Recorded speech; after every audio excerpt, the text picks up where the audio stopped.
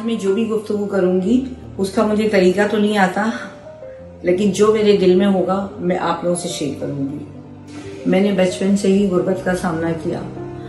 मैं खूबसूरत बहुत थी। हम भावलपुर के गांव में रहते थे और मैं 6ठी क्लास में पढ़ती थी।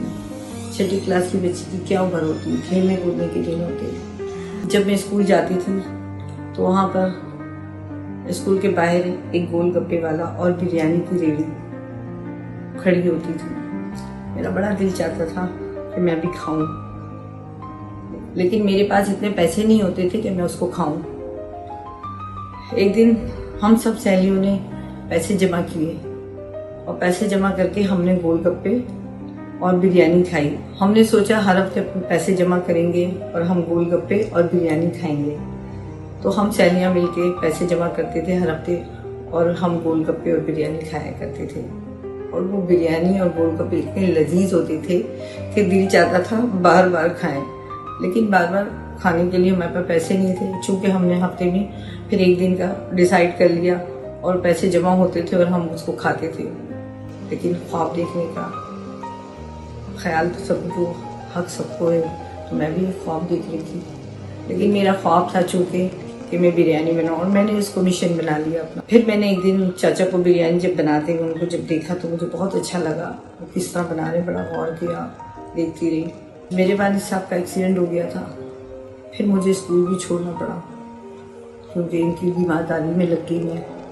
लेकिन हिम्मत मैंने फिर भी नहीं हारी और सोचती रही कि मुझे कुछ करना है अपने घर वालों के लिए, अपने लिए। हमारे पास इतने वसाइल नहीं थे कि मैं कुछ करती। जिस जगह हम रहते थे हमारे घर के कोने में बूढ़ी औरत थी जिसको हम नानी कहते थे, और उनके साथ एक सांवली सी बच्ची हुआ करती थी। उसको हम सब रज्जो कहते थे, रज्जो के नाम से बुलाया करते थे। नानी जो थी एक मदरसा चलाती थी और वो अक्सर ऐसा होता था कि मैं देखती थी कि मिट्टी की एक अंगीठी थी जिस पर वो खाना पकाती थी। उनके साथ रज्जो भी हुआ करती थी। खूबसूरत अंदाज में जिस तरह वो खाना बनाने की जो वो सब्जी वगैरह और चीज़ें काटती, मैं उसको देखा करती थी। मुझे बड़ी जुस्तजू होती थी कि मैं भी रज्जो से सीखूं और रज्जो से कहूँ, रज्जो मुझे भी कुछ बताओ, कैसे बनाती हो, किस तरह करती हो। तो फिर मैंने एक दिन रज्जो से कहा, रज्जो मुझे तुम थोड़ा खाना बनाना। कही तुम तो बहुत छोटी होगी, तुम्हें बहुत वक्त लगेगा खाना सीखने में। मेरे दिल में ये है कि मैं बिरयानी बनाऊँ। तुम बिरयानी बनाओगी, अभी तो तुम बहुत छोटी हो। ये सारी चीज़ें सीखने के लिए पहले तुम्हें शुरुआत करनी पड़ेगी छोटी छोटी खाने, नॉर्मली खाने बनाने की। तो मैंने कहा नहीं, मैं बनाऊंगी। मैंने हिम्मत नहीं हारी। मैंने कहा मैं करूंगी, आप मुझे सिखाएं तो सही।